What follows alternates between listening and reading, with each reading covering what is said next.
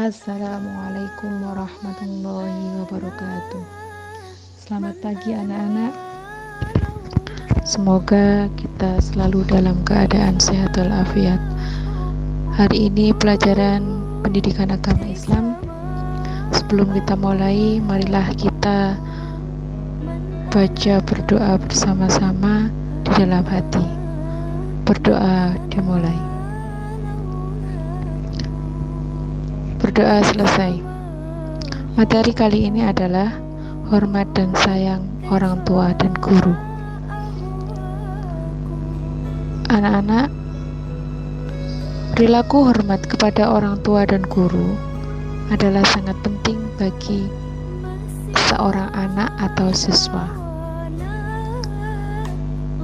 Dalam surat Al-Isra ayat 23 disebutkan bahwa yang pertama Allah memerintahkan kepada hambanya untuk menyembahnya semata, tidak ada sekutu baginya.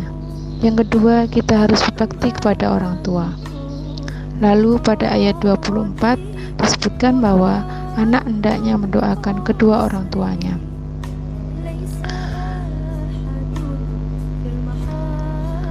Hormat berarti menghargai. Dalam hubungan dengan orang tua, perilaku hormat ditunjukkan dengan berbakti kepada orang tua. Berbakti kepada orang tua merupakan salah satu amal soleh yang mulia. Kita sebagai anak dari orang tua kita harus selalu hormat dan patuh kepada mereka sebagai balas budi apa yang telah mereka berikan kepada kita. Jadi sebagai seorang anak, kita harus memiliki rasa hormat dan patuh kepada orang tua. Karena masa kecil, masa kita di kandungan orang tua, apalagi seorang ibu, pengorbanannya sangat besar. Pengorbanan mereka tidak bisa dibalas dengan apapun. Tidak bisa dibalas dengan uang, tidak bisa dibalas dengan harta, tapi balaslah sebagai seorang anak dengan rasa hormat dan patuh kepada orang tua.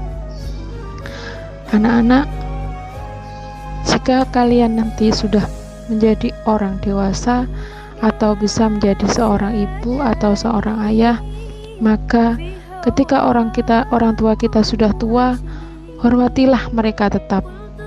Rawatlah mereka jika sakit, doakanlah mereka walaupun dia sehat, doakanlah mereka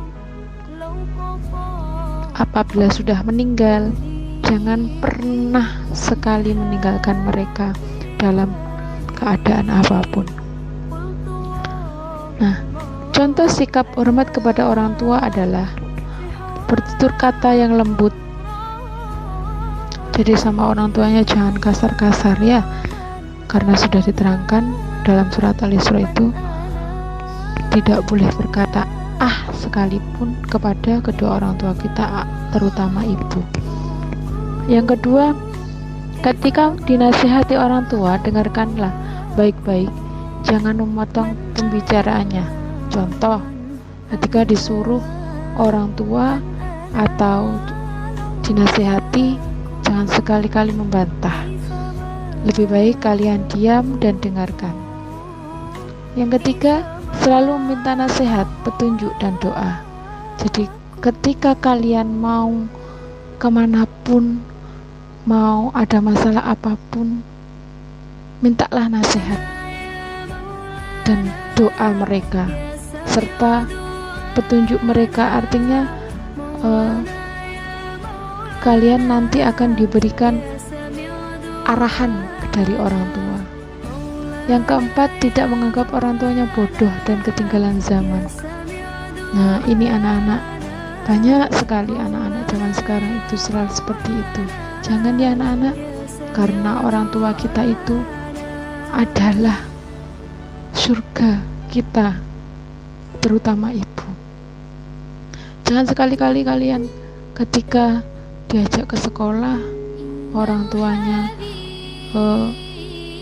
pakaiannya tidak bagus kayak punya orang tua temennya, jangan sekali-kali kalian mencemooh orang tua kalian sendiri, marah-marah, ibu bajunya jelek, nggak usah ikut ke sekolah. Nah, itu nggak boleh. Jadi hormatilah orang tuamu. Yang kelima, tidak merasa malu dan menyesal dengan keadaan orang tua. Ini juga, kalian kalau rumahnya tidak bagus, keadaan orang tuanya pas-pasan, jangan memaksa kehendak kamu terhadap orang tua. Kalau orang tua tidak punya uang, kamu minta uang, orang tua kita merasa sangat sedih karena tidak bisa memberikan kebahagiaan terhadap anaknya. Tapi kalau kalian memahami apa yang orang tua berikan, apa yang orang tua punya, pasti orang tua akan bahagia. Seandainya contohnya kamu minta HP, orang tua tidak punya uang untuk beli HP, terus kamu marah-marah, kamu menyesal, aku menyesal punya orang tua seperti itu. Tidak boleh anak-anak, itu dosa ya. Yang keenam, mendoakan kedua orang tua, baik yang sudah hidup, yang masih hidup ataupun sudah meninggal. Selain hormat dan patuh kepada orang tua, kita harus juga hormat dan patuh kepada guru sebagai bentuk rasa terima kasih kita kepada mereka. Guru itu orang tua kedua di sekolah. Jadi hormat dan patuh kepada guru itu juga wajib, karena kalau di sekolah itu pengganti orang tua adalah guru. Jadi anggaplah guru kalian yang merasa cocok. Jika ada masalah, silahkan komunikasi, silahkan bercerita apa masalahnya, pasti gurunya akan senang. Apabila kalian punya masalah, pasti kalian akan diberi arahan oleh bapak ibu guru kalian. Jadi jangan merasa kalian guru itu hanya memberi tugas tidak anak-anak. Tapi kalau kalian dekat kepada guru, kalian mengerti kepada guru, pasti kalian akan merasakan guru itu seperti orang tua kamu di rumah. Itu salah satu hormat dan patuh kepada guru. Contohnya lagi, contoh satu, mengucapkan salam apabila bertemu guru dimanapun, baik tidak di sekolah, di luar ya anak-anak, ketika ketemu di mall atau ketemu di taman bermain. Nah, ucapkan salam biar gurunya tahu, oh itu murid saya, seperti itu. Yang kedua, memperhatikan yang disampaikan guru. Jadi kalau di kelas guru menerangkan, didengarkan, diperhatikan ya anak-anak, supaya guru tidak mempunyai rasa kecewa terhadap kalian. Karena ilmu yang manfaat itu adalah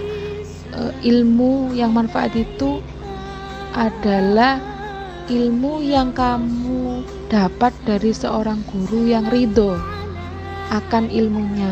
Nah, kalau gurunya tidak ridho, kamu pun tidak pernah memperhatikan di dalam kelas, maka ilmunya tidak akan manfaat.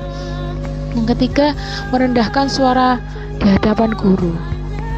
Jadi kamu harus rendah suaranya kalau bertemu dengan guru atau disapa guru atau berbicara dengan guru. Contohnya saya menyuruh, Mbak tolong ambilkan itu, jangan bilang jangan Bu, jangan bilang, tapi ya Bu, gitu, dengan suara rendah, merendah.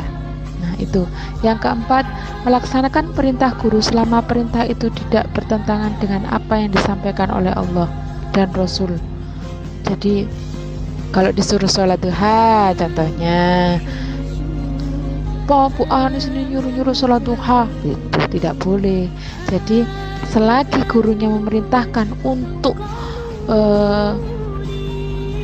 hal-hal yang diperintahkan oleh Allah dan Rasul, maka kamu wajib menurutinya, karena itu sudah perintah Allah dan Rasul.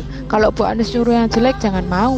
Tapi kalau disuruh sholat duha atau sholat duhur ketika di sekolah, silahkan bergegas supaya waktunya tidak sia-sia. Yang kelima, mendoakan guru. Anak-anak, perlu kamu ketahui, semua guru pasti akan mendoakan muridnya.